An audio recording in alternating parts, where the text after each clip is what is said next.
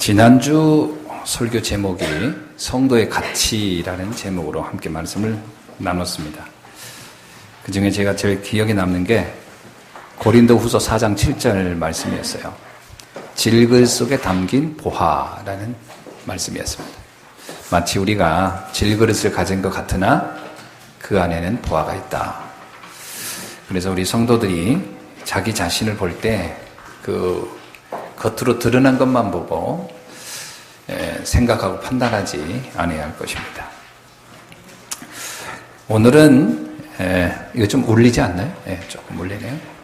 오늘은 하나님께 영광을 돌리는 삶이라는 제목으로 함께 말씀을 나누려고 합니다. 우리가 성경을 보면서 꼭 기억할 게 있습니다. 근본적인 나의 근본 모습을 제대로 발견해야 한다는 겁니다. 근데 이것을 사람들이 잘 모르고 있어요. 그러니까 진짜 나를 잘 모르고 있다. 창세기 1장 27절에 보면 이런 말씀이세요. 하나님이 남자와 여자를 하나님의 형상대로 창조했다. 이거는 인간만 영적 존재라는 말이고 인간만 하나님과 함께 할 수 있는 창조주와 함께 할 수 있는 존재다라는 뜻이죠. 그래서 인간을 만물의 영장이라는 표현을 씁니다. 그리고 28절에 보니까 이렇게 쓰여 있어요.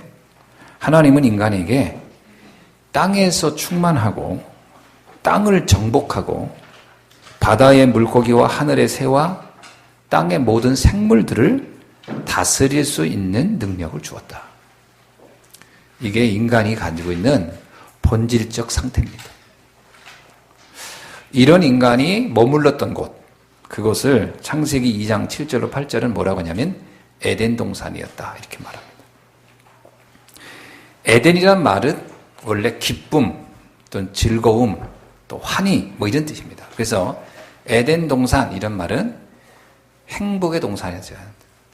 기쁨의 동산 뭐 이런 뜻이겠죠.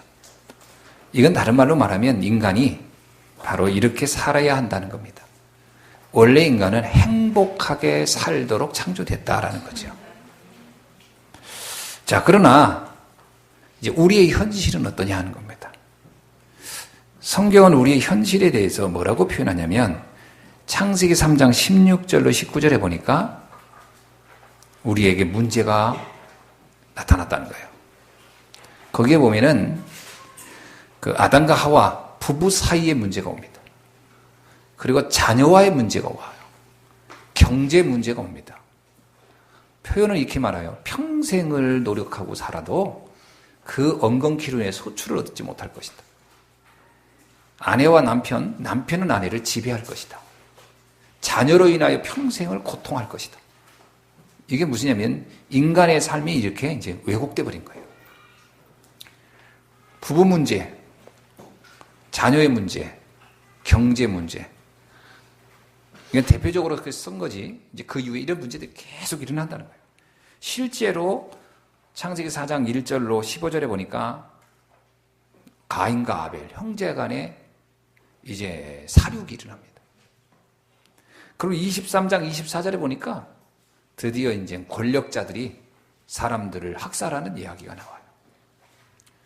하나님은 분명히 우리에게 에덴의 삶을 줬고 행복한 인생의 삶의 원리를 알려줬는데 실제 인간의 삶은 다 파괴되어 버린 거예요.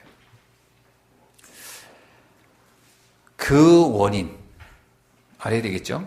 그리고 그 결과와 그 해답 이걸 알아야 되겠죠.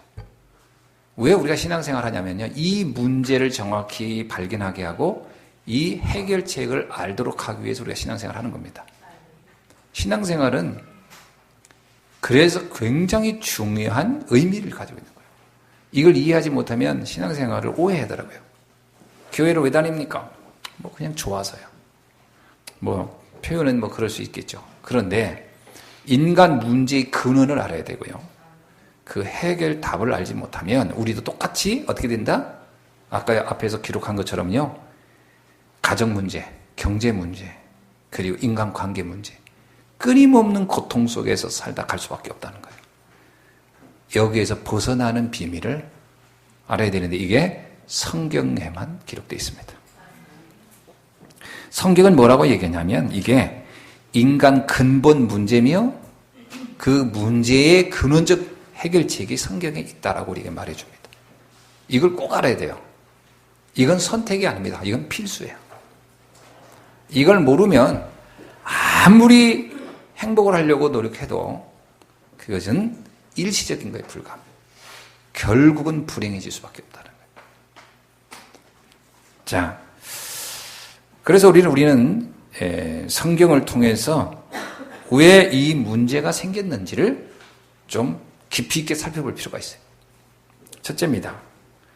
영광을 상실한 인간입니다. 원래 영광이라는 단어가 영어로는 글로리아 이런 뜻이잖아요. 근데 그 영광이라는 말이 무슨 얘기냐면 글로리아란 말이 하나님의 나타내심이에요. 하나님이 우리에게 나타냈다는 거예요. 쉽게 말하면 이 영광이란 말은 뭐냐면 하나님과 내가 만났다라는 뜻입니다. 그러니까 우리가 영광 할렐루야 할 때 그 영광은 내가 하나님을 누리고 있다 이걸 고백하는 거거든요. 내가 하나님을 안다라는 거예요.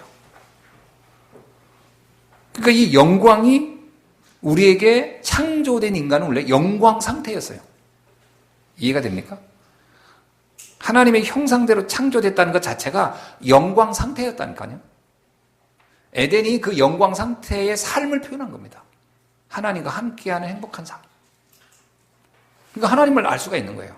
하나님과 함께하는 그 임마누엘이 뭔가 알 수 있어요. 그런데 이것이 깨진 겁니다. 로마서 3장 23절에 이렇게 표현했어요. 모든 사람이 죄를 범하였음에 하나님의 영광에 이를 수 없게 되었느니라. 그 말이 무슨 얘기냐면 그냥 그 의미가 이겁니다. 모든 사람이 죄를 지었기 때문에 행복할 수 없게 되었다. 모든 사람이 죄를 지었기 때문에 황폐한 인생을 살 수밖에 없게 되었다. 이렇게 말한 겁니다. 그러면 한번 얘기해 보세요. 내 삶이 왜 이렇게 힘들지요? 영광이 사라졌기 때문에. 왜 이렇게 피곤하고 힘들고 괴롭습니까? 내게서 영광이 없기 때문에. 하나님과 함께가 안 됐기 때문에. 자, 영광을 상실한 인간. 그럼 영광이 어떻게 해서 상실했습니까? 사람이 좋은 거를 가지고 있다가 버리는 건 쉽지 않거든요. 근데 왜 이걸 버렸을까요? 이유가 있습니다. 창세전에 문제가 있었어요. 그게 성경에만 기록되어 있습니다. 창세전 문제. 에스겔서 28장 13절로 15절에 보니까 하늘에 아주 뛰어난 천사가 있었다는 거예요.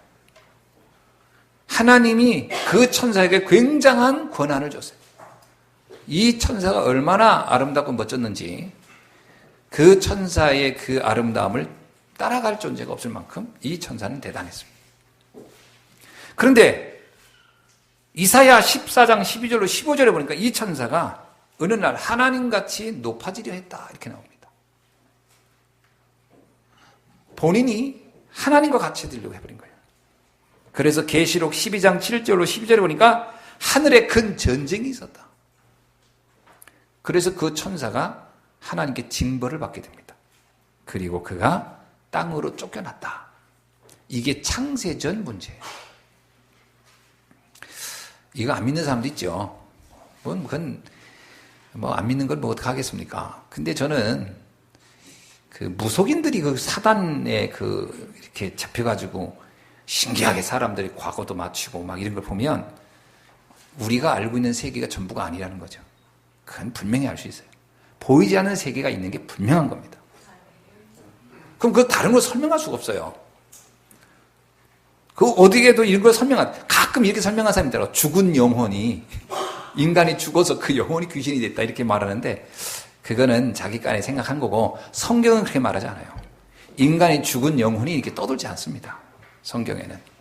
인간이 딱 죽으면 그 영혼은 천국이든 지옥이든 선택되어 가버리는 거고 이 땅에서 움직이는 존재가 따로 있어요. 그게 뭐냐? 타락한 천사라는 겁니다. 그 천사와 그를 추종하는 사단들이에요. 귀신들이죠. 그게 성경이 말하고 있는 굉장히 중요한 내용입니다. 그러니까 우리가 신앙생활을 하려면 무엇을 이해해야 되냐면 사단의 존재가 이해돼야 돼요. 이거 두려워하라는 얘기가 아니고요. 아, 그런 존재가 있었구나라는 거예요. 왜 사람들이 전혀 이해될 수 없는 상상도 안 되는 짓을 할까?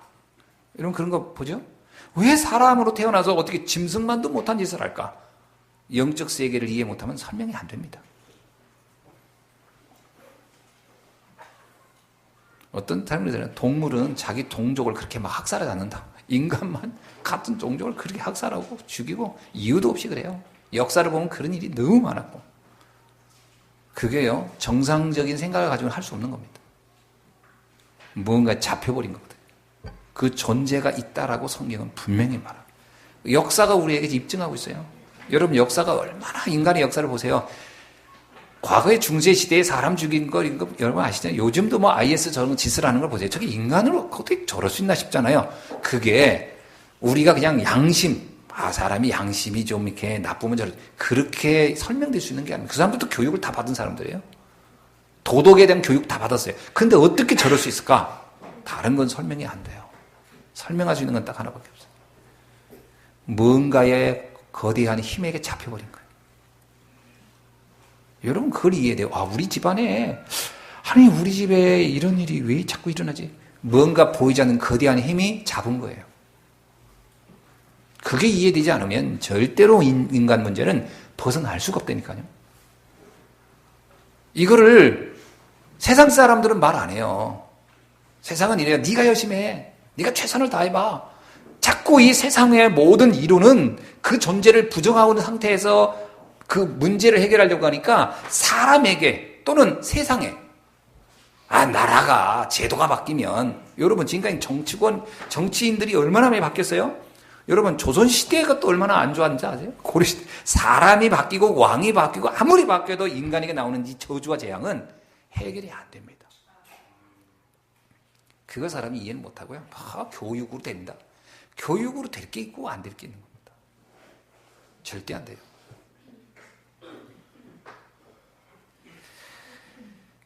사단의 목적은 뭘까요? 그렇다면 이 땅으로 추방된 사단이 요한복음 10장 10절에 나와요. 사람을 죽이고 멸망시키는 거. 거기는 도둑질하고 죽이고 멸망하는 거. 세 가지 나와요. 빼앗아 버려요. 우리의 행복을, 기쁨을, 감사를 다 빼앗아 버려요. 두 번째, 우리의 육신을 죽여요. 서서히 죽입니다. 세 번째, 멸망, 영원한 저주로 끌고 들어간다는 거예요. 그러니까 사단의 세력을 이해 못했다가는 행복한 삶은 아예 상상도 안 되는 거예요. 근데 이걸 성경만 얘기하고 있어요. 성도들이요, 교회를 다니면서도 희한하지요. 그냥 복 받으려고 하나님 잘 믿으면 복 받겠지 이렇게 생각만 하고 있지, 우리를 공격하고 있는 흑암에 관해서는 아무것도 몰라요. 아니 손자병법에도 그런 말이 나오잖아요. 적을 알아야 싸워서 이길 거 아니냐고요. 적을 모르고 싸워서 어떻게 이깁니까? 아니 사단의 존재를 전혀 모르고 어떻게 우리가 인생을 행복하게 살 수 있습니까? 불가능한 일이죠. 열심히 공부만 하면 된다. 해보세요. 열심히 공부한 사람들 행복한가? 열심히 성공하면 된다. 성공해보세요. 행복한가?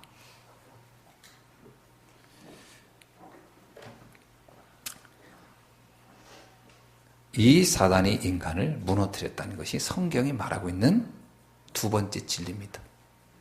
첫째는 사단이라는 존재가 만들어졌다는 거예요. 타락한 천사. 두 번째, 그 타락한 천사가, 사단이 인간의 역사 속에 개입했다는 거예요. 어떻게 개입했죠? 창세기 3장이에요. 아담과 하와에게 나타났어요. 나타나서 기가 막히게 중요한 말을 던집니다. 그게 사단의 가장 뛰어난 속임수예요. 창세기 3장 1절로 10절에 보니까 사단이 아담과 하와에게 던진 인류 역사상 최고의 속임수였어요. 네가 하나님같이 될 수 있다. 이거는요 엄청난 말이에요. 네가 스스로 네 운명을 개척할 수 있다. 북한에서 탈출한 사람들이 제일 많이 쓰는 말, 주체사상. 그게 주체사상이 이 말을 표현한 거거든요. 내 운명의 주인은 너요, 내 운명의 개척자도 너다. 내 운명의 불행도 네가 막을 수 있고 네 운명의 행복도 네가 만들 수 있다. 이게 주체사상의 내용이거든요. 얼마나 멋있어요?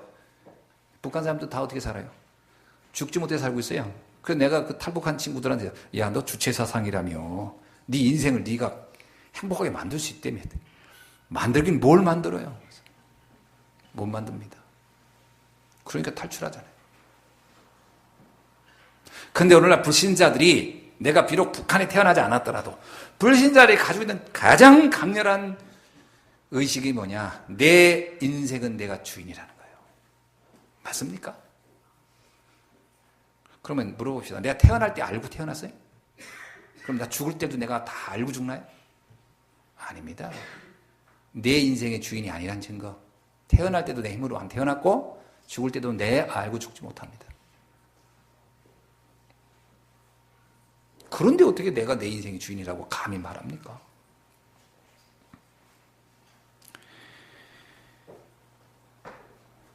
네가 하나님같이 될 것이다. 무서운 말이에요. 두 번째 속임수예요. 창세기 6장. 이건 인간이 하나님같이 될 것이라는 말에서 출발해서 나온 사상입니다. 그거는 이제 네피림 사상을 갖게 되는 건데 그게 뭐냐면 아 그래? 그러면 물질을 경제적으로 많은 걸 소유하면 행복하지 않겠냐. 그게 하나님같이 생각한다는 인간이 생각해내는 방법이에요. 두 번째 뭐냐? 물질을 많이 가지면 많은 소유를 가지면 행복하지 않겠느냐. 오늘날 어떻습니까? 그거를 위해서 지금 몸부림치잖아요. 공부. 왜 공부해요? 왜 부모가 자녀를 그렇게 공부합니까? 명문대 가야 된다. 좋은 학교 가야 되고 좋은 대학 가야 되고 좋은 직장 가야 되고. 이유는 하나예요. 뭐죠? 많은 물질을 갖게 하려고. 많은 물질을 갖게 하려고. 그래서 모든 선택은 그거예요. 요즘 여자들이 남자 선택 기준이 딱 하나 돼. 돈 많은 남자. 외모도 관계없고 나이도 관계없고 돈 많은 남자. 이야.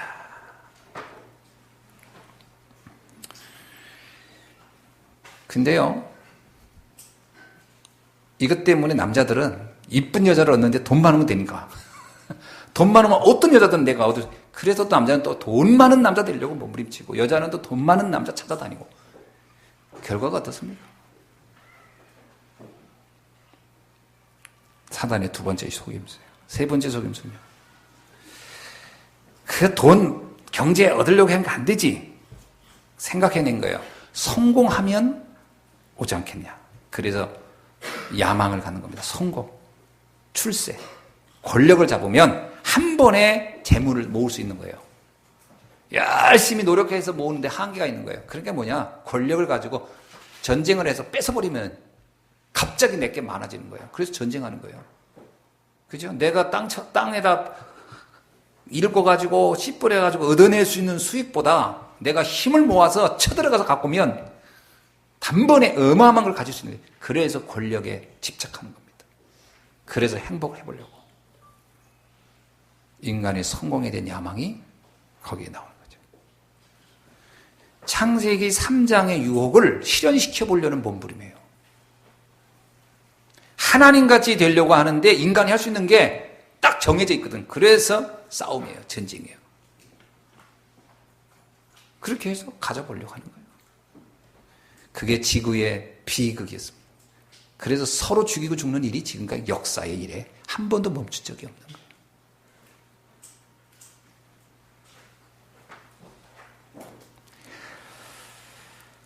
사단의 이 기가 막힌 속임수에 모든 사람들은 다 빠져 있어요. 그거를 얻지 못하는 것 때문에 열등감, 그걸 가지고 있는 사람 보면서 질투, 그걸 하지 못하는 것 때문에 자기 자학. 그런 거 아닙니까? 어디서 여러분이 스트레스 받아요? 그거 갖지 못하는 것 때문에 스트레스 받아요. 어디서 여러분이 힘들어합니까? 그거에서 그걸 갖지 못한 것 때문에.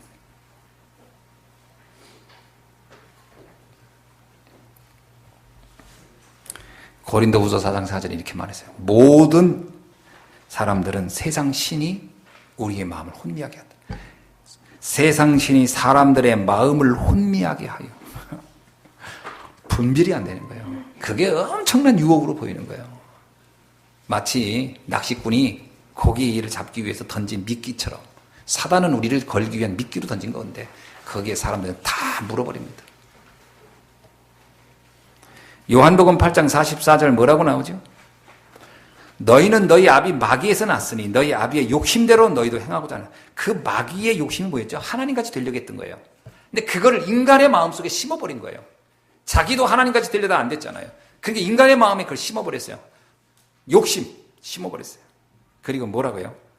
처음부터 살인한 자요 진리가 그 속에 없으므로 진리에 서지 못하고 거짓말을 할 때마다 제 것으로 말하는 이는 그가 거짓말쟁이요 거짓의 아비가 되었습니다. 사단의 모든 내용이 다 거짓말인데 사람들은 그게 진리라고 붙잡고 달려가고 있다. 이것이 세월이 가면서 문화화됐어요. 문화. 그래서 오래된 문제가 우리한테 만들어졌어요. 자, 이것이 우리의 문화 속에 스며들었어요. 그래서 오늘날 모든 교육, 모든 사상, 모든 제도, 모든 것은 다 이것을 얻기 위한 몸부림이에요. 여러분, 자기개발서. 그 책 엄청나게 팔리잖아요. 자기개발서. 꿈을 꾸는 대로 될 것이다. 전부 다 뭐냐? 창세기 3장, 6장, 11장을 얻기 위한 몸부림을 교묘한 멋있는 말로 다 만들어 놓은 거예요. 행복합니까? 여기에 끊임없이 달려가던 사람들, 나중에 어떻게 되죠? 드러난 문제가 나오기 시작합니다. 드디어 내 인생이 안 된다는 것이 나올 때쯤 되면 이제 이게 내 인생의 부작용으로 막 나옵니다. 이런 얘기합니다. 아, 내 운명. 나는 운명에 잡혔어. 이런 말을 합니다. 나는 왜 운명이 이렇지? 나는 왜 이렇게 안 되지? 왜 안 되는 운명이지? 처음으로 발견하는 거예요. 여러분, 내가 내 운명을 발견한다는 것은 원래 그랬던 건데 그때 비로소 한동안 열심히 하면 될 거라는 그 착각에 달려가다가 한계에 부딪혔을 때 하는 말입니다. 이제 드러난 거죠. 내 운명은 애당초 안 되게 돼 있는데 그걸 그때 처음 발견하니까 억울한 거라. 난 될 줄 알았는데 왜 안 되지? 나는 행복할 줄 알았는데 왜 안 되지? 난 열심히 살면 행복이 올 줄 알았는데 왜 안 되지? 참고 인내하고 양심적으로 살면 될 줄 알았는데 왜 안 되지? 그래서 거기서 뭐라고 하냐면 억울하다고 하는 거예요. 세상에 억울하다고. 억울한 뭘 억울합니까? 애당초 사단에게 잡혀 있었는데. 억울합니까? 억울할 게 없어요. 원래 그랬어요. 원래 그랬어요. 사단이 안 그럴 거라고 속여서 그랬지. 원래 나는 내 인생을 벗길 수 없는 한계를 가지고 있었던 존재였다니까. 근데 이게 이제 거기서 우리가 인정하기는 너무 억울한 거야. 인정하기 어려우니까 억울하니까 뭐냐? 이걸 한 번에 뭔가 해결하고 싶어. 그래서 하는 게 우상숭배입니다. 왜 우상숭배하는지 아세요? 그 운명을 한번 바꿔보까. 그래가지고 무속인, 무당 뭐 찾아갑니다. 몸부림칩니다. 용하다는 사람 찾아갑니다. 기독교인들도요. 살다가 답답하면 누가 용하다 그러면 마음이 쏠깃합니다. 한번 가보고 싶은 거예요. 왜? 운명 바꿔보고 싶으니까. 그래서 불신자들도 무당한테 많이 가지만요. 성도들도 엄청 갑니다. 제가 아는 어떤 무당 그러잖아요. 목사님이 와가지고 어디서 개척하면 부흥하겠냐고 묻더라는 거예요. 무당한테. 그러니까 이 목사도 지금 이 교회 하나 만들어가지고 창세기 3장, 6장, 11장 성공하고 싶은 거야. 그런데 안 돼. 내 운명이. 그러니까 이 무당이 뭔가 정해주는 장소에 가면 이 창세기 3장, 6장, 11장이 해결될 줄 알고 가서 묻는다는 거예요. 무당한테. 요한 무당님이 내가 소문 듣고 왔는데 어디서 개척하면 되겠냐고 묻는다지 않는 거예요. 여러분, 사람들 거의 다 무속인의 말에 흔들립니다. 안 흔들려요? 옛날에 그 무슨 스포츠 신문 보면요. 오늘의 운수. 그거 안 보는 사람 없어요. 그러면서 오늘 운수가 좋으려나. 왜? 내 운명을 바꾸고 싶거든. 내 운명이 안 바뀐다는 걸 알거든. 내가 어저께 재미난 글을 하나 읽었어요. 아프리카 나이지리아에서 있었던 이야기인데요. 어떤 남자가 고민이 됐어요. 뭐냐면 너무 가난하고 어려운 거야. 근데 자기는 아무래도 돈도 안 벌고 안 돼. 가난하고. 그러니까 이 사람이 생각한 게 뭐냐면 인간이 투명 인간이 되면 얼마나 좋을까. 투명 인간이 되면 얼마나 좋을까. 실화예요. 그래서 이 사람이 생각한 게 투명 인간이 되고 싶어가지고 용하다는 무당한테 찾아갔어요. 인간이 투명한 인간이 되면 그 길이 있냐 그랬더니 이 무당이 한잠 듣더니 그게 참 어렵긴 한데 길이 하나 있다는 거예요. 뭐니 그랬더니 이건 돈이 좀 많이 든다. 이 청년이요. 투명 인간이 되고 싶어가지고 열심히 일을 해가지고 돈을 벌어 그 무당한테 갖다 줬어요. 그때 무당이 뭐 부적을 하나 주더니 이제 오늘부터 이거 가지고 며칠이 지나면 너 투명 인간이 될 거라는 거예요. 그 며칠이 지났어. 이 청년이 자기가 투명 인간이 된 줄 알고 실험을 하고 싶은 거야. 그래서 마을에 가면 그 고기 파는 집 있잖아요. 이렇게 정육점 같은데 가가지고 쓱 가서 고기를 한 덩어리 탁 들고 나왔어. 그랬더니 사람들이 진짜 아무도 신경을 안 쓰는 거라. 진짜 내가 투명 인간이구나. 이렇게 믿은 거예요. 그러니까 두 번째 좀 더 큰 데 가서 확인해 봐야 되겠지. 그래서 이제 시장에 가가지고서 자기가 탁 이렇게 뭘 갖고 가가지고 거기다 고기를 갖다 실는 거예요. 이제 갖다 먹으려고 이제 투명 인간이니까. 그 주인이 당신 그 뭐 하는 거냐 했더니 나요? 그 또 제가 보입니까?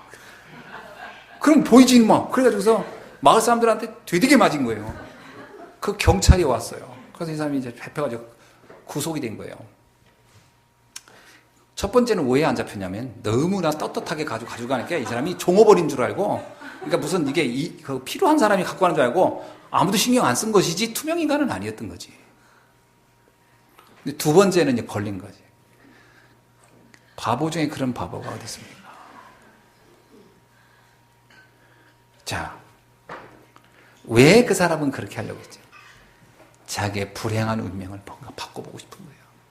너무 수준 낮은 수준으로 했지만 사람들은 다 그런 마음으로 있습니다. 제가 당진 이쪽 가다 보면요, 길 옆에 사람들이 많이 모여있더라고. 그래서 내가 저 집 왜 이렇게 사람이 모였나 봤더니 로또 복권 1등 당첨 많이 된 집이야. 그 전국에서 거기서 로또 복권 사면 당첨될까 봐 그거 역시 지금 우상숭배하고 있는 거예요. 운명을 바꿔보려고. 참 불행한 거예요. 그러니까 뭐 여러분 아시잖아요. 로또 1등 대해서 행복한 사람이 별로 없다는 거. 그래서 운명이 안 바뀝니다. 사단에게 속은 거예요. 근데 이게 이제 우상숭배 하다 보니까 이게 안 된단 말이에요. 우상숭배 해도 안 돼. 별짓을 다 해도 안 돼. 그러니까 정신문제 오는 거예요. 시달리는 거예요. 억울하고 답답하고 막 세상이 막 원망스럽고 가슴이 뭔가 큰 돌이 하나 있는 것 같고 사람이 이렇게 사는 거예요. 그러면서 막 보는 모든 사람들이 다 믿고 그러니까 묻지마 살인도 막 하는 거예요. 이제 세상 다 싫다 이거예요. 지나가는 사람 웃고 가면 저 사람들은 행복하고 나는 불행한 것 같고 이런 착각에 빠지는 거예요. 안 그렇습니다. 개인을 다 들어가 보면 다 불행한 사람이에요. 그런데 이런 착각을 하는 거죠. 왜? 억울한 거예요. 정신문제가 오는 거예요. 이제 막 의심하고 뭐 외롭다는 둥 우울하다는 둥 이런 식으로 가버리는 거예요. 정신문제 막 나오는 겁니다. 그게 지나치면 어떻게 될까요? 첨단 의학으로 해결할 수 없는 육신적인 질병이 나타나기 시작합니다. 만성질환이 오기 시작하죠. 뭐 암도 생길 수 있고 무슨 당뇨 이런 거 막 옵니다. 왜?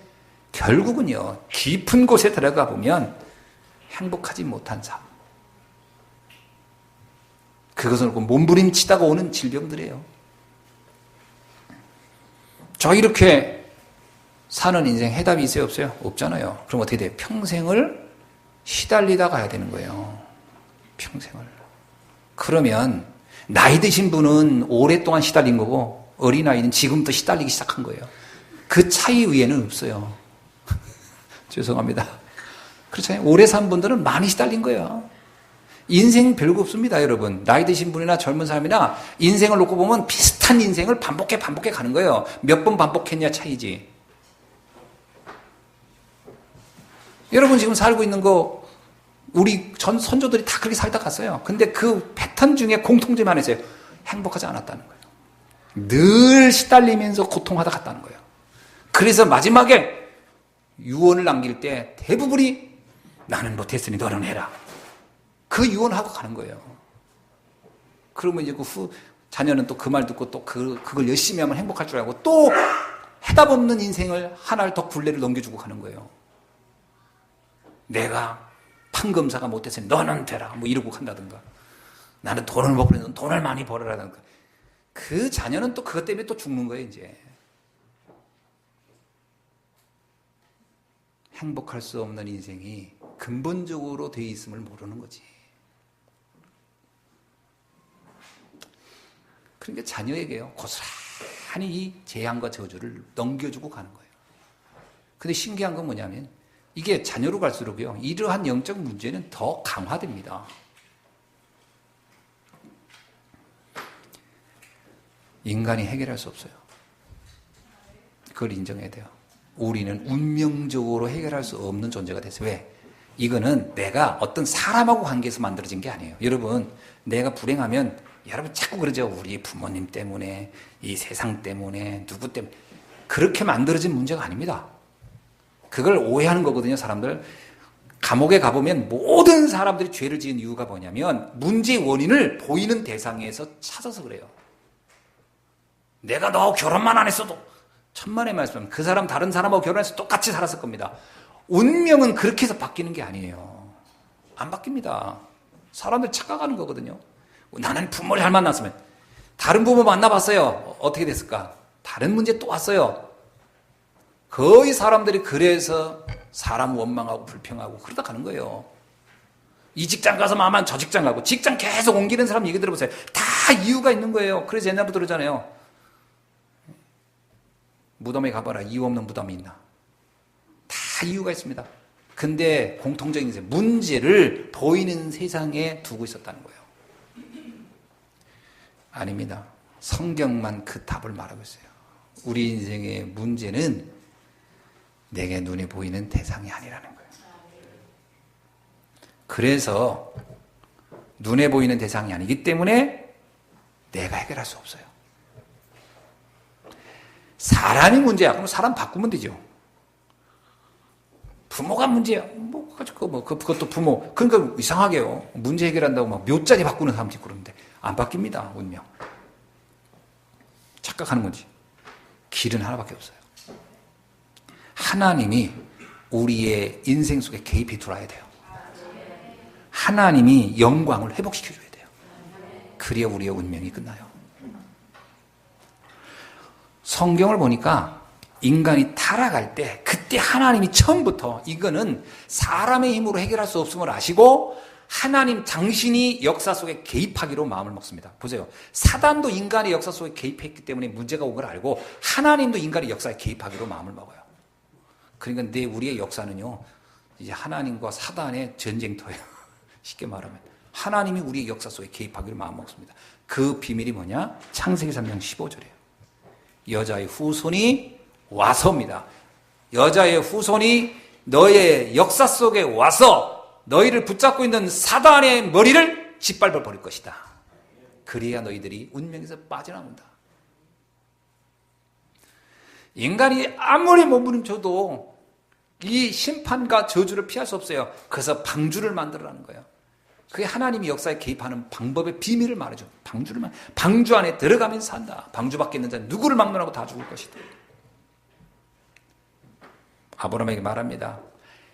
그 화려한 바벨을 떠나라. 그 땅에 있는 한 너희의 저주는 해결하지 않는다. 떠나서 내가 약속한 땅 가나안으로 가라. 전부 다 하나님이 우리에게 준 최고의 약속인데요. 그게 뭐냐면 하나님이 역사에 개입할 거니까 그거를 알고 준비하라는 거예요. 출애굽기 3장 18절은 피제사 아닙니까? 피제사.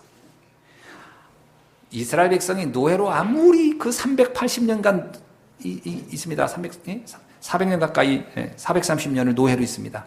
그 노예가 해결이 절대 안 돼요. 자기 노력. 그때 하나님이 모세를 통해 주신 말씀입니다. 어린 양의 피를 발라라. 그래야 저주가 떠난다. 이거는 전부 다 하나님이 인간의 역사 속에 개입한다는 것을 설명하기 위한 아주 상징적인 표현들이에요. 이스라엘 백성이 포로로 끌려갑니다. 그 포로로 끌려가니까 포로에서 해방될 길이 없어요. 그때 이사야에게 준 얘기입니다. 처녀가 잉태하여 아들을 낳을 것인 그 아들이 와서 너희와 하나님이 만나게 되는 영광을 회복시켜 줄 것이다. 그래야 끝난다. 그래야 너희의 저주가 끝난 거야. 이게요, 구약 성경이 그 얘기를 계속 하고 있는 겁니다. 마태복음 16장 16절이죠. 로마의 속국일 때 베드로가 고백한 겁니다. 주는 그리스도시요 살아계신 하나님의 아들이십니다. 내 앞에 계신 주님, 당신이 하나님이 그렇게 오래전 얘기했던 그 해결자 그리스도시요 하나님의 살아계신 아들이십니다. 나는 당신으로 내 인생의 운명이 바뀌었습니다. 그 고백이거든요. 오늘 이 비밀이 발견되는 날이 되길 주의 이름으로 축원합니다. 그래야 내 인생이 영광스럽게 돼요. 그래서 여러분이 이 찬양을 할 수 있는 거예요. 정말 그리스도가 고백되어야 영광, 영광, 영광이란 찬양을 할 수 있는 거예요. 글로리아란 말이 그때 나오는 거예요. 그냥 찬송가 누가 흉내내서 불러보면 아무 의미 없고요. 베드로는 예수님이 바로 그 하나님이 이 땅에 오신 그리스도라는 것을 처음으로 지고 생긴 것 처음으로 발견한 사람이에요. 그러니까 이 예수님 베드로한테 뭐라고 얘기합니까? 바요나 시모나 네가 복이 있도다. 복이 있는 거예요. 그 사람이 복된 사람이에요. 인생의 문제가 뭔지를 알았고 그 해답이 뭔지를 네가 드디어 깨달았구나. 그 얘기 아닙니까? 이건 비밀이기 때문에 세상 사람들 잘 모릅니다. 너는 베드로라. 이 반석 위에 내 교회를 세우리니 음부의 권세가 이기지 못하리라. 이런 얘기입니다. 베드로에게 너는 내가 교회를 세우겠다. 무슨 얘기? 교회가 뭐예요? 성령이 함께하는 전이거든요. 하나님이 이렇게 얘기합니다. 나는 너를 나의 전으로 만들어버리겠다. 그래서 사단이 너를 개입하지 못하도록 내가 너를 보호하겠다. 이 말이거든요. 이게 얼마나 어마어마한 얘기입니까? 베드로가 주는 그리스도시여 살아계신 하나님의 아들이시라는 그 고백 하나 한 것뿐인데 예수님 뭐라고 하냐? 하나님이 너를 성전 삼아 너를 지켜주시겠다. 성령이 내 안에 거하며 너를 지켜주겠다는 거예요. 아멘? 강도가 우리 집에를 자꾸 넘보고 있으면 가장 완벽한 게 뭐냐? 경찰관이 우리 집에 살면 되는 거예요. 그렇지? 경찰관 우리 집에 아예 상주에서 살면 못 오는 거예요. 그래서 여러분 유명한 사람들은 아예 그 집을 지키는 경호원들이 있잖아요. 그러면 못 오는 겁니다. 경호원들이 있으면. 하나님이 뭐라고 하냐면 사단이 너의 인생을 자꾸 무너뜨리려고 하느냐? 내가 너의 인생의 경호원이 되어줄게. 내 인생 속에 내가 들어가 있을게. 아예 성령으로 너와 함께 음부의 권세가 너를 이기지 못하도록 내가 너를 지켜주마. 아멘입니까? 언제요? 베드로가 이거 고백했을 때 주는 그리스도시요 살아계신 하나님의 아들이십니다. 요 고백했을 때 저는 저 개인의 간증을 좀 하면요, 제가 이 복음 잘 모르고 있을 때 저의 인생도 끊임없이 공격당했어요. 참 그 공격은 외부로 오는 게 아닙니다, 여러분. 외부로 오는 게 아니고 외부로 오는 것처럼 착각하게 만들 뿐이에요. 내가 속는 거예요. 부모한테 속고 세상에 속고 뭐 아내한테 속고 다 내가 속는 거예요. 그래서 거기서 내가 화가 나고 열받아가지고 견디지는 못하는 거예요. 다 속는 거예요. 그걸 속이는 게 누구냐? 사단이에요. 그러니까 철저하게 내 인생이 완전히 황폐해졌어요. 심지어는 나중에 이렇게까지 가더라고요. 죽고 싶다. 제가 참 목사인데 그때 당시에는 오래전 얘기니까 소주를 먹는데 그렇게 달더라고. 난 그때 술이 달다는 걸 처음 알아서 소주가 이렇게 다냐. 왜 그러냐면 내 인생이 너무 쓰니까 상대적으로 술이 달더라니까. 그래서 혼자 안주도 없이 그냥 벌컥벌컥 마시면서 달다. 술이 달다. 근데 이게 희한한 게 한 병을 마셔도 안 취하고 두 병을 마셔도 안 취하고 정신은 말똥말똥해요. 취하는 게 아니라 속이 뒤집어져가지고 못 먹지. 희한하더라고. 너무 내 인생이 쓰니까.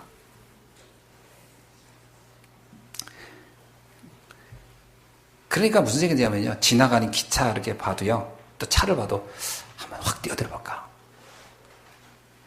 자녀들과 가족이 있으니까 이게 막 고민이 돼서 내가 선택을 못했지, 순간 이게 죽는다는 게 어떤 때는 참 행복하겠다. 모든 얽힌 이 탈해를 다 풀고 끝나는 것이니까 얼마나 행복할까. 죽음이 행복하게 느껴지더라니까요. 단지 남겨두고 간 사람들이 슬퍼할까봐 그것 때문에 마음에 미련이 생겨서 그렇지, 의외로 죽음이요 굉장히 내 가까이 와 있더라고. 죽음이 친구 같더라고요. 속삭이는 친구. 사단의 속임쓴 걸 모르는 거예요. 거의 사람들이 이렇게 살다 가요. 어느 날 그리스도가 딱 깨달아졌어요. 그분이 내 안에 계시구나. 내가 주는 그리스도시요 살아계신 하나님의 아들이시며, 이 고백은요 그냥 성경에 나와 있으니까 이렇게 이런 게 아니라 내 인생 전체를 놓고 쭉 무슨 드라마처럼 쭉 주마등 지나가듯이 생각해 보니까, 그래, 하나님이 내 인생에 개입하지 않고는 내 길이 없다. 이 답 하나 딱 나오더라고요. 하나님만이 나의 인생을 바꿀 수 있구나. 지금까지 내가 수도 없이 내가 고민하고 노력하고 했던 것들이, 물론 잘했다고 열심히 했다고 뭐 말할 수는 없지만 그 방법이 안 된다는 게 그때 처음으로 인정되고요. 한없이 내가 내 인생을 놓고 보니까 억울한 생각이 들더라고요. 억울한 생각. 내가 복음 딱 아는 순간 왜 내가 오랫동안 이게 억울하게 이거 속아서 살았나. 그때 눈물 막 흘렸던 게요, 하나님의 은혜에 감사한 것도 있지만 울었던 거는요 억울한 생각. 내 인생이 너무 억울한 거예요. 그렇게 오랜 세월을 내가 이렇게 시달렸어야 되나, 이거 하나 몰라가지고.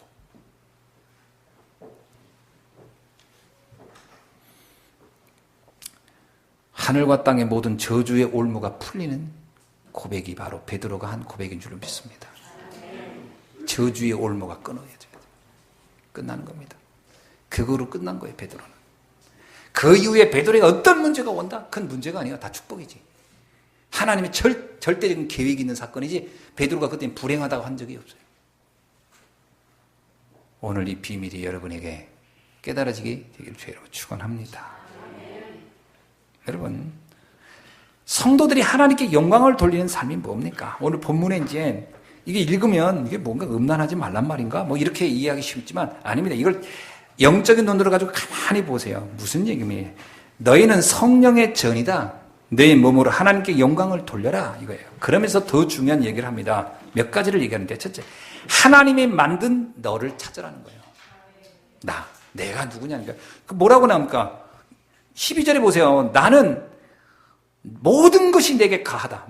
어떤 것이든 이제 문제되지 않는다는 거예요. 왜? 하나님의 자녀니까. 단지 복음을 위하여, 사명을 위하여 조금 내가 절제하고 조금 이게 이게 내가 필요를 절제하고 좀 거리를 두는 것 뿐이지, 어떤 것도 문제가 안 되는 거예요. 어떤 것도 문제가 안 돼요. 무슨 얘기죠? 구원받은 나, 하나님의 자녀된 나를 찾으라는 거예요. 이게 먼저 돼야 됩니다. 아멘. 하나님께 영광을 돌린다? 아니, 나는 상실하고, 나는 늘 시달리고 있고, 나는 뭐 되는 게 없고, 나는 늘 나를 원망하고 저주하고 있는데 무슨 하나님께 영광을 돌립니까? 무슨 일을 합니까? 그런 사람이 뭐 한다고 하고 다는 것이 그게 위험한 거예요. 가장 중요한 내가 하나님 앞에 행복하냐는 거예요. 내가 행복하냐는 거예요. 그렇잖아요. 그래서 여러분, 진짜 복음으로 담나고 결혼도 해야 돼요. 복음 답 나고 자녀도 낳아야 돼요. 지금 생활이가 그래. 답 안 나면 자녀 낳고, 자녀하고 나하고요. 이 영적 문제가 여전히 내가 남아서 그런데, 어떤 때 그런데, 자녀가 내 라이벌처럼 느낀다니까. 그게 영적 문제예요, 영적 문제. 그게 하나님 떠나서 살았던 날들의 흔적들 때문에. 진짜 복음으로 답 안 내면요, 결혼은 누구나 할 수 있지. 그러나 그 결혼 생활이 행복합니까? 안 돼요. 흑암이 개입하기 때문에.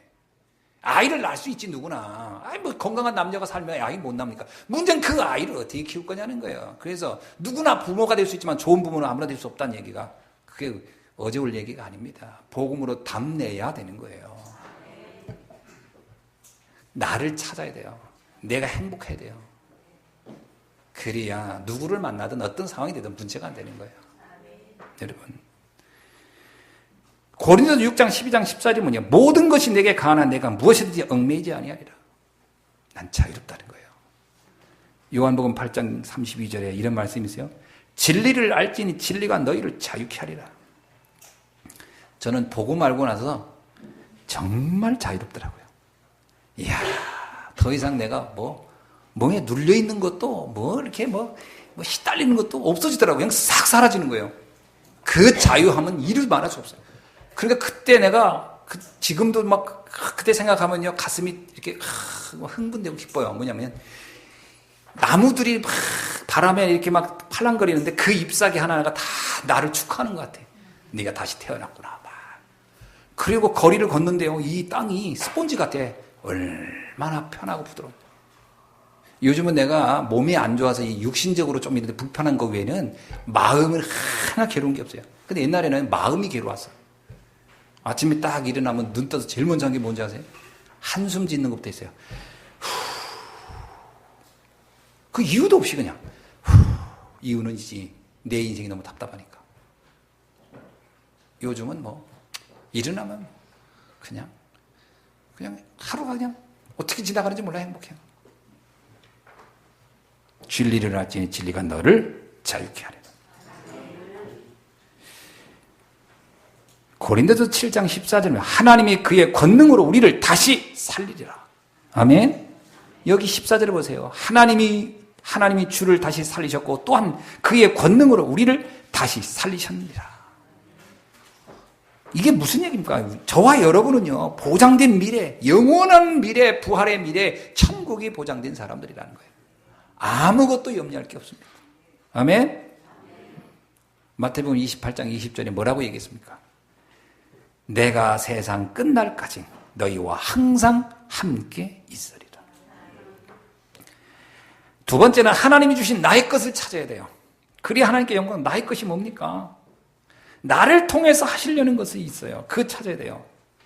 오늘 고린도서 6장 19절에 보니까 뭐라고 하냐? 너희 몸은 하나님의 성령의 전인 것을 알지 못하느냐? 그렇습니다. 하나님이 함께하는 성령의 전이요. 그럼 하나님이 나를 통해 하고자 하는 게 있다는 거예요. 그게 뭘까요? 하나님의 절대적인 계획과 목표가 있어요. 이 인생의 유일한 답, 그리스도를 증거하는 겁니다. 그래서 사람들 살리라는 거예요. 뭐라고요? 디모데전서 2장 4절에 뭐라고 하는가? 모든 사람의 구원을 받으며 진리에 이르기를 원하는 것이니라. 이게 하나님의 절대 소원. 전도는 의무로 하는 게 아닙니다. 너무 내가 행복하고 받은 그 사랑의 빚진 자로서 빚을 갚기 위해서 하는 게 전도예요. 전도를 왜 합니까? 행복하기 때문에 하는 거예요. 전도를 부담으로 한다는 것 자체가 복음이 이해 안 된 거예요. 진짜 복음 이해해 보세요. 야, 이거 웬 답이 없고 이거 알고 내가 이렇게 행복했어. 그럼 이거 말하고 싶은 것을 감당 못 하는 거지. 사람들한테 이거 말하고 싶겠죠. 당신도 복음만 알면 이 당신의 그 굴레에서 늪에서 빠져나오는 건데 그걸 성경이 구원이라고 하는데 그 구원의 맛을 한번 봐봐라. 이걸 왜 말해주는 게 어렵습니까? 그걸 어렵다고 한다는 것 자체가요. 복음이 얼마나 내게 엄청난 인생의 답인지가 아직 덜 체험된 거지. 덜 체험된 거예요. 전도란 말만 들어도 머리가 땡긴다? 골 때리네. 그건 복음이 이해 안 된 거예요.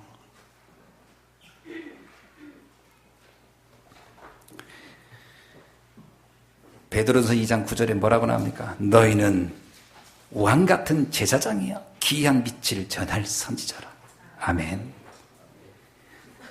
하나님이 내게 주신 것, 나의 것을 찾는 여러분 되길 주의로 축원합니다. 여러분은 이 시대의 전도자예요. 전도자란 말을 너무 부담스러워하지 말고 내게 있는 건 네게 줄 사람이구나. 그러니까 여러분은 가진 게 있는 사람이란 말이에요. 성전 미문의 안전뱅이한테 베드로 요한이 그랬잖아요. 내게 있는 건 네게 주노니. 가진 거 있는 사람. 여러분 가진 것 보여주세요. 사람들한테. 세 번째, 하나님이 주신 나의 현장을 찾아야 됩니다. 나의 현장. 우연히 여기 있는 게 아닙니다. 여러분이 우연히 천안에 사는 게 아니에요. 우연히 그곳에 사는 게 아니에요. 우연히 이 사람 만나고 우연히 이 지역에 사는 게 아닙니다. 하나님의 계획 속에 거기 있는 거예요. 하나님이 하늘에 나는 새 한 마리도 계획이 없는 게 없다고 했는데 하물며 여기 있는 거 하나하나. 저 개펄에 있는 거기 있는 미생물 하나도 다 이유가 있어 그곳에 있게 된 거예요. 우리도 하나님이 이유가 있어 이곳에 있습니다. 그래서 여러분이 있는 그 현장이 여러분의 선교지라는 거예요. 그게 무슨 말이죠? 분명히 여러분에게 복음 들어야 할 사람이 그곳에 있다라는 거예요. 그게 여러분의 가족일런지, 그게 여러분의 친구일런지, 그게 여러분이 우연한 이웃일런지 누구는 알 수 없으나 분명히 여러분을 통해 살아야 할 사람이 있다는 거예요. 내가 왜 대한민국에 태어났습니까? 이 나라에 대한 나의 사명이 있는 거예요. 왜 우리가 남북 문제를 고민합니까? 다른 나라 사람이 잘 안 해요. 우리가 이 땅에 태어났고 이 땅에 분단 국가로 태어났기 때문에 그걸 우리가 마음에 담는 겁니다. 그건 나에게 하나님이 선교주로 주었기 때문에요. 왜 내가 아프리카 태어납니까? 하나님이 그것을 선교주로 주었기 때문에. 내가 왜 미국에 태어났습니까? 거기를 하나님이 나의 선교주로 주었기 때문에요. 그곳을 살리라는 겁니다. 여러분이 가는 곳곳마다 하나님의 나라가 이루어질 줄로 믿습니다. 그걸 예수님이 마지막 부활 승천전에 준 거예요. 하나님의 나라가 임할 것이다. 의심하지 말고 성령 충만만 받고 있어라. 예수님이 한 얘기예요. 가서 열심히 하라가 아닙니다. 성령 충만 받으면 권능을 받게 되고 예루살렘, 유다, 사마리아, 땅끝 로마까지 복음의 증인이 될 것이다. 그러니까 여러분이 지금부터 할 게 뭐였냐? 복음의 그 가치를 행복하게 가지고 있고 내가 있는 현장이 하나님 내게 주신 것이구나. 이것만 믿고 조금만 기도만 해보세요. 여러분이 가는 현장마다 하나님의 나라가 임하게 될 줄로 믿습니다. 말씀을 믿습니다. 우리는 과거에 죽었던 사람들이죠. 영적으로 죽었던, 희망이 없었던, 아무런 기대가 없었던 사람이라고 해도 과언이 아닐 겁니다. 그런데 그분의 은혜로 구원을 받았어요. 그러면 우리는 이유가 없어진 겁니다. 그죠? 죽었다 살아났는데 뭔 이유가 있습니까? 이유가 없다. 여러분, 내가 복음을 누리고 복음을 전하는데 이유가 있습니까? 이유가 있다면 그건 지금 속는 거예요. 많은 사람들이 속아요. 창세기 3장, 6장, 11장이 각인이 덜 빠져나가지고 속아요. 우리 랩런트들 자꾸 속아요. 세상은 커 보이고 세상은 화려해 보이고 세상은 멋져 보이는데 교회 와보니까 별게 아니네. 세상 사람 중에 똑똑한 사람도 많은데 교회 와보니까 사람들이 다 별 볼 일 없네. 세상에는 뛰어난 사람 많은데 교회 와보니까 목사님도 그렇고 별 볼 일 없네. 그래서 교회를 속는 거예요. 그게 교회를 이해 못한 거 아니에요. 뿐만 아니라 복음을 이해 못한 거예요. 그러니까 이러니 저러니 핑계도 대고 탓을 하는 거거든요. 불쌍한 사람입니다. 속는 거거든요. 내가 받은 복음의 가치를 생각하면 이유가 없는 겁니다. 너무 감사한 거예요. 모든 게 감사. 아멘이죠?